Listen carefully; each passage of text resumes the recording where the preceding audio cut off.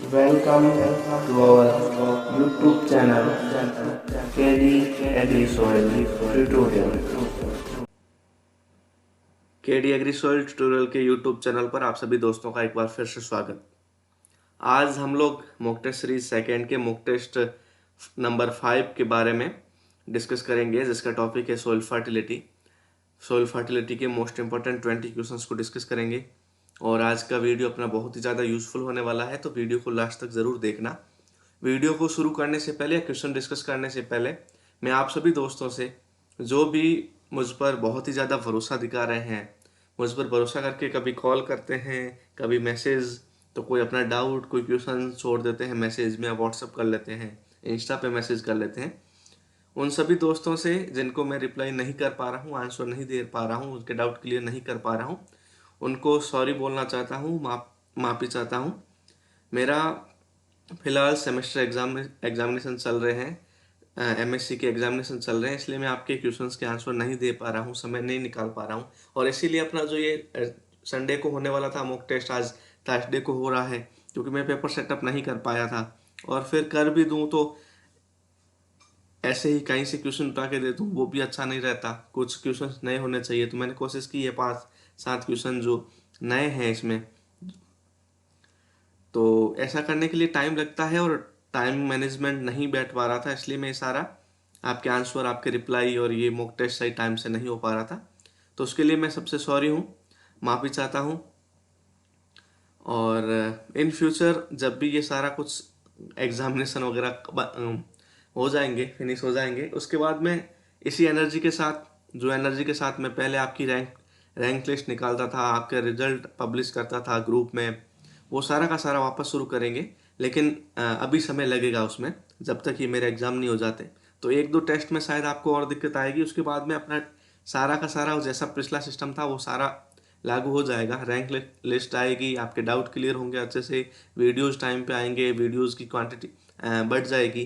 Quality तो वैसे ही अच्छी है अपनी, कोई टेंशन नहीं है, ठीक है। और क्वांटिटी भी अपन बढ़ा देंगे वीडियोज़ की, रोज़ के 1-2 वीडियो अपलोड करने लग जाएंगे। लेकिन अभी समय नहीं है, इसलिए मैं आप सब समझ रहे होंगे इस बात को, और मैं माफ़ी चाहता हूँ। ओके, बहुत ही कम समय में मैं सारे के सारे जितने भी आपने क्वेश्चन पुटअप किए उनके विद रीजन एक्सप्लेनेशन अच्छे से दे पाऊँगा, कोशिश करूँगा। ओके, तो आज शुरू करते हैं अपना वीडियो। देखो 10 बजने को है रात की, और कल आपके वीडियो अपलोड करना है, आज बना रहा हूँ। बहुत ही ज़्यादा टाइम, बहुत बहुत ज़्यादा कम है, तो आप समझ रहे होंगे। ओके, तो आज शुरू करते हैं आज का अपना मॉक टेस्ट। अपना फर्स्ट क्वेश्चन देखते हैं आज का। ओके,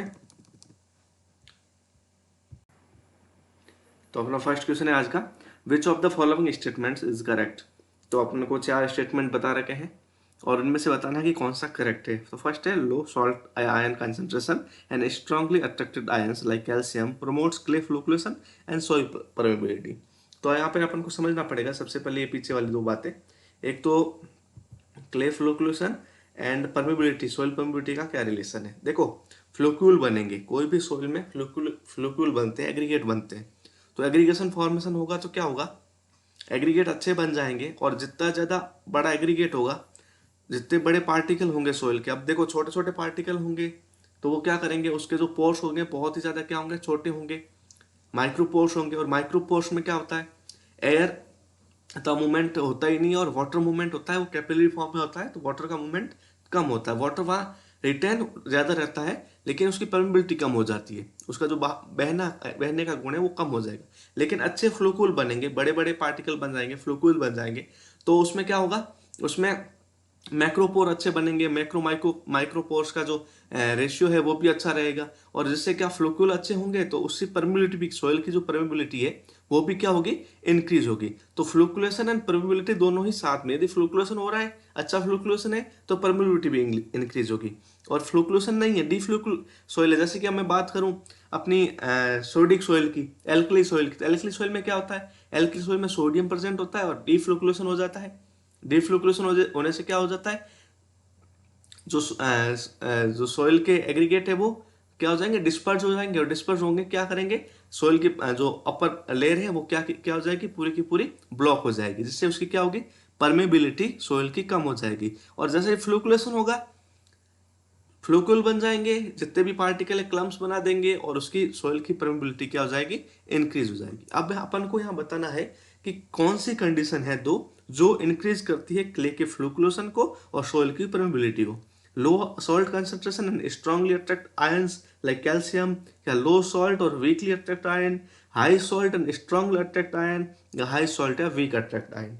तो अपन को ध्यान रखना है, देखो कैल्शियम तो फ्लूकुलेशन बढ़ाता है, ये आपको पता ही है, कैल्शियम फ्लूकुलेशन बढ़ाता है आपको पता है। और यहाँ अपन बात कर रहे हैं हाई सॉल्ट कंसंट्रेशन की, सॉल्ट कंसंट्रेशन ज्यादा होना चाहिए और strongly attracted ion like calcium, ये दोनों है यदि, तो ये दोनों, सिर्फ कैल्शियम प्रमोट करता है फ्लूकुलेशन और परमेबिलिटी को नहीं, इसके अलावा कंसंट्रेशन, जो सॉल्ट की कंसंट्रेशन है कोई सॉइल में हाई है तो वो भी किसको इंक्रीज करेगा, फ्लूकुलेशन को इंक्रीज करेगा और सॉइल की परमेबिलिटी को इंक्रीज करेगा। तो इसका जो राइट आंसर है वो है third option, high salt concentration and strongly attracted ions like calcium. Okay, तो इसका अब जो अपना राइट आंसर है थर्ड ऑप्शन है। अब नेक्स्ट क्वेश्चन देखते हैं। अब तो नेक्स्ट क्वेश्चन है, wet 150 WET 150 sensor is use to measure. तो अब ये रिसेंटली डेवलप सेंसर है, रिसेंटली डेवलप इंस्ट्रूमेंट है, वेट 150 VET 150। तो ये सेंसर है वो किसके लिए यूज होता है, किसको मेजरमेंट करने के लिए, soil moisture and electric conductivity, soil moisture electric conductivity and soil temperature, and soil moisture and soil temperature. तो इसका ध्यान रखना, इसका जो राइट आंसर है वो भी थर्ड ऑप्शन है, सोइल मॉइस्चर को भी ये वेट 150 मेजर करता है, इलेक्ट्रिक कंडक्टिविटी ऑफ सोइल को भी इंडिकेट करता है और सोइल टेम्परेचर भी मेजर करता है। तो ये तीनों के लिए ट्रिपल पर्पज के लिए एक सिंगल इंस्ट्रूमेंट है वेट 150। तो वेट 150 एक सिंगल इंस्ट्रूमेंट है, थ्री पर्पज, अपने ट्रिपल पर्पज को क्या करता है, पूरा करता है। सोइल मॉइस्चर भी मेजरमेंट करता है, EC भी मेजरमेंट करता है, सोइल टेम्परेचर भी मेजरमेंट करता है। ओके, नेक्स्ट क्वेश्चन देखते हैं। नेक्स्ट है, soil organic carbon determination method given by वॉल्केन Black rapid titration method in year. तो अपना जो सोइल ऑर्गेनिक कार्बन डिटर्मिनेशन का मेथड है वॉल्केन ब्लैक ने जो दिया था और जिसका नाम है रैपिड टाइट्रेशन मेथड, तो ये कौन से ईयर में दिया। First option 1954, second 1934, 1960 and 1945। तो इसका जो राइट आंसर है वो है second option 1934। Okay, next question देखते हैं। The international fertilizer development centre IFDC, जो IFDC USA में है, तो ये फाउंडेड कब हुआ, international fertilizer development centre IFDC founded in the year या स्टेबलाइज इन द ईयर, कौन सी ईयर में स्टेबलाइज हुआ, फाउंड हुआ। तो 1954, 1978, 1974, 1981 और इसका राइट आंसर है 1974। शायद अक्टूबर में, 1974 के अक्टूबर में ये फाउंड हुआ, स्टेबलाइज हुआ IFDC। नेक्स्ट देखते हैं, the GUS and ground water ubiquity score given by. तो जो ये GUS स्कोर है, जो GUS है, ये किसने गिवन किया, किसने दिया। तो फर्स्ट ऑप्शन है गुस्टाफसन, सेकंड है जिरंगा स्वामी, जीपेज मार्शली। तो ये चार ऑप्शन अपन को दे रखे हैं और ध्यान रखना है जो GUS कॉन्सेप्ट है वो दिया था, फर्स्ट ऑप्शन सही है इसका, गुस्टाफसन। ओके, नेक्स्ट क्वेश्चन देखते हैं। Which of the following fertilizer is popularly known as Kisan Khad. तो इन चार ऑप्शन में से ऐसा कौन सा फर्टिलाइजर है जिसको अपन किसान खाद बोलते हैं। ओके, किसान खाद यूं इसलिए बोलते हैं क्योंकि ये तो ना तो किसान के लिए सोलली पूरा का पूरा प्योरली क्या है, बेनिफिशियल है, ना तो ये एसिडिक इफेक्ट करता है सोइल पर और ना ही ये एल्कलाइन इफेक्ट करता है। ओके, तो किसान खाद क्यों बोलते हैं उस फर्टिलाइजर को, क्योंकि वो न्यूट्रल है, वो किसान की जो सोइल है उसको किसी भी प्रकार से डैमेज नहीं कर रहा। जैसे कि बहुत सारे हैं जो एसिडिक फर्टिलाइजर है वो एसिडिक इफेक्ट डालते हैं, जो रेजिडुअल इफेक्ट होगा उसका एसिडिक होगा। बहुत सारे ऐसे फर्टिलाइजर है जिनका रेजिडुअल इफेक्ट क्या होता है, एल्कलाइन होता है, तो वो क्या करते हैं पीएच को बढ़ा देते हैं, कोई पीएच को घटा देता है, जैसे प्लांट के लिए क्या होती है हार्मफुल होते हैं ये सारे इफेक्ट। लेकिन ऐसा कौन सा फर्टिलाइजर है जिसको किसान खाद में बोलते हैं और न्यूट्रल होता है, ना तो वो एसिडिक है ना वो एल्कलाइन है। तो इसका राइट आंसर है calcium ammonium nitrate, calcium ammonium nitrate CAN। Okay, next question देखते हैं। A handbook of soil fertility book written by, तो सॉइल फर्टिलिटी की जो हैंडबुक है वो किसने रिटर्न की, किसने लिखी? फर्स्ट है आर के कालेश्वरी, योगेश्वरी के झाला, Deepak ji, फाने पटेट and all the above. तो ये तीन ऑप्शन दे रखे हैं और फोर्थ ऑप्शन है ऑल द अबव, लेकिन जो इसका राइट आंसर है वो है फर्स्ट ऑप्शन आर के कालेश्वरी। तो ये कालेश्वरी था जो क्या लिखी, a handbook of soil fertility book लिखी। ओके, नेक्स्ट क्वेश्चन है zing terracing is adopted in land of slope with, तो जिंक टेरेसिंग जो एक इंजीनियरिंग मेजर है सोइल कंजर्वेशन का, सोइल एंड वाटर कंजर्वेशन का, तो ये कौन सी स्लोप वाली लैंड के लिए यूज एडोप्टेड है, कहाँ पे ये एडोप्ट करते हैं, कौन से स्लोप पर?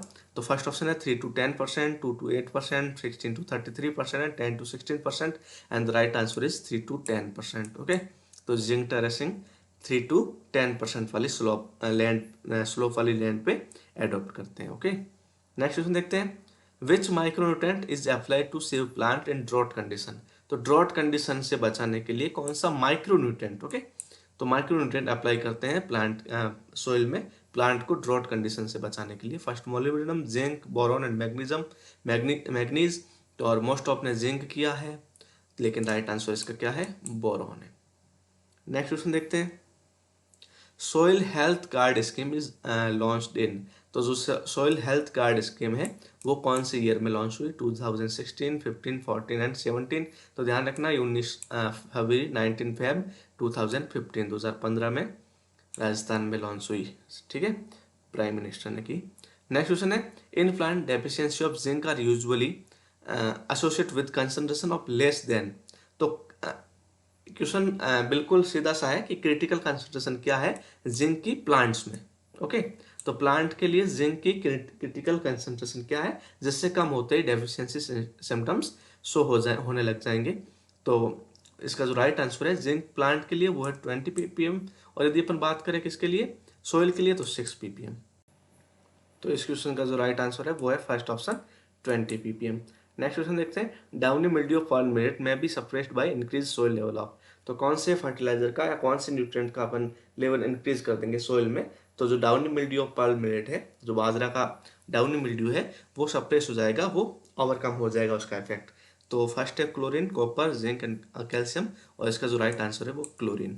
ओके, तो क्लोरीन यदि अपन अप्लाई कर दे या क्लोरीन का लेवल बढ़ा दे, अपन कंसंट्रेशन बढ़ा दे यदि सोइल में, तो downy mildew of pearl millet क्या हो जाएगा, सप्रेस हो जाएगा। नेक्स्ट क्वेश्चन देखते हैं, which of the following oil cakes in addition to its manurial value also act as a nitrification inhibitor, तो ऐसा कौन सा नीम केक ऑयल केक है, तो ऑयल केक ऐसा कौन सा है जिसको मैन्यूरल वैल्यू के साथ साथ नाइट्रिफिकेशन इनहिबिटर का भी काम करता है? तो first mustard, groundnut, sesame and neem, तो आंसर मैंने पहले ही बता दिया, तो आंसर क्या है, नीम केक है। तो नीम केक क्या है, एजाडिरेक्टिन होता है नीम में, निमिडिन होता है, उसके अलावा एक दो और एल्कलॉइड्स होते हैं जो क्या करते हैं, नाइट्रिफिकेशन इनहिबिटर का काम करते हैं। ओके, तो नाइट्रिफिकेशन प्रोसेस को इनहिबिट कर देते हैं। ध्यान रखना नाइट्रिफिकेशन इनहिबिटर में या नाइट्रिफिकेशन इनहिबिट प्रोसेस में क्या ध्यान रखना है अपन को, जो नाइट्रिफिकेशन इनहिबिटर होते हैं वो क्या करते हैं, फर्स्ट स्टेप को रोक देते हैं, जो फर्स्ट स्टेप होती है नाइट्रिफिकेशन की उसको रोक देते हैं, सेकेंड स्टेप को नहीं रोकते। इसका रीजन ये है कि यदि सेकेंड स्टेप को रोक देंगे, फर्स्ट स्टेप हो जाए और सेकेंड स्टेप को रोक देंगे, तो जो नाइट्राइट कंसंट्रेशन है वो बढ़ जाएगी सोइल में, और जिससे क्या होगा, सोइल, ये नाइट्राइट होता है बहुत ही ज़्यादा टॉक्सिक होता है, जो प्लांट्स के लिए क्या होता है, हार्मफुल होता है, तो उसका कंसंट्रेशन बढ़ेगा तो प्लांट को इंज्योर होगी, हार्मफुल होगा। ओके, नेक्स्ट क्वेश्चन देखते हैं, consider the following statement, zinc ion is a cofactor of enzyme carbonic anhydrase, and second one is a common symptom of zinc deficiency in plant is leaf modelling, which the statement is given above is are correct? तो first only, second only, both 1 and 2 and neither 1 and not 2। तो ध्यान रखना zinc ion है बिल्कुल एक cofactor है enzyme carbonic anhydrase का, carbonic anhydrase को एंजाइम का कोफैक्टर है, वो कौन सा एलिमेंट है, जिंक एलिमेंट है, जिंक आयन है, और इसके जो कॉमन सिम्टम्स है जिंक डेफिशिएंसी के वो है लीफ मॉडलिंग। ओके, तो इसका जो राइट आंसर है वो बोथ 1 and 2। नेक्स्ट देखते हैं, which one is the purely chemical process ammonium volatilisation, denitrification and fixation and nitrification. Nitrification बिल्कुल बायोलॉजिकल प्रोसेस है, नाइट्रोजन फिक्सेशन बायोलॉजिकल प्रोसेस है, डीनाइट्रिफिकेशन भी एनाएरोबिक जितने भी बैक्टीरिया होते हैं वो पार्टिसिपेट करते हैं, और इसका जो राइट आंसर है वो है अमोनियम वोलेटाइजेशन। ये एक प्रकार की केमिकल प्रोसेस है, तो फर्स्ट ऑप्शन इसका राइट है। नेक्स्ट क्वेश्चन देखते हैं, 1 ton is equal to, very good, very most important question है, मोस्ट आपने गलत किया होगा, और हाँ मैंने देखा है बहुत सारे लोगों ने 1 टन इज इक्वल टू, तो बहुत सारे लोगों ने इसका आंसर 1000 kg किया है। तो 1 टन इज इक्वल टू, तो 907 kg, 1000, 900 एंड 1100 या 1100 kg। तो ध्यान रखना है इसका, और यहाँ पे TON टन दे रखा है, तो ये टन है, 2 टाइप के होते हैं, एक होता है स्मॉल टन, एक लार्ज टन। जो एक होता है 907 kg का, ओके, और एक होता है 1016 kg का। तो जो स्मॉल टन होता है वो होता है 907 kg, और जो लार्ज टन होता है वो होता है 1016 kg का, ओके। और जो TONNE जो टन है, ये जो टन है वो होता है 1000 kg का, ओके। तो यहाँ पे 1 टन इज इक्वल टू, तो इसका राइट आंसर है 907 kg, 907 kg। नेक्स्ट है the indicator plant of fluorine presence is, तो सोइल में जो फ्लोरिन प्रेजेंट होता है उसके लिए इंडिकेटर प्लांट कौन सा है, तो रेपसीड, मेज, चिकपी एंड ग्लेडुलस। तो इसका जो राइट आंसर है वो है ग्लेडुलस।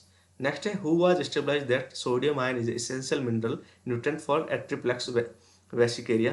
तो एट्रिप्लेक्स वेसिकेरिया एक हेलोफाइट है, और हेलोफाइट के लिए एसेंशियल होता है कौन सा एलिमेंट, सोडियम।